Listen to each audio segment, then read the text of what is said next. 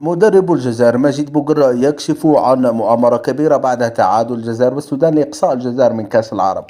لكن في البداية، وإن كنت تتفق أن الحكم المصري أمين عمر كان قاسيا جدا في إشهاره البطاقة الحمراء في وجه آدم الناس الذي قام باحتكاك بسيط مع لاعب السودان، فاضغط لايك واشترك في القناة.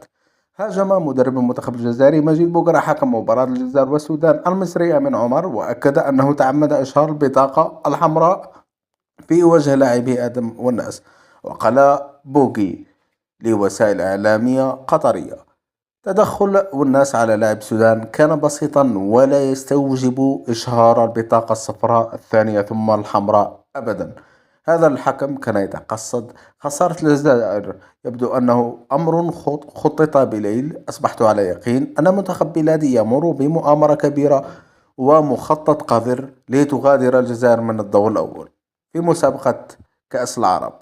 هم يعلمون أننا المنتخب الأوفر حظا للتتويج باللقب، كوننا نمتلك لاعبين ذو جودة عالية. وأظن أن الحكام في هذه البطولة سيسببون لنا العديد من المتاعب خلال ما تبقى من المباريات. أتمنى أن أكون مخطئا وأنها محض شكوك.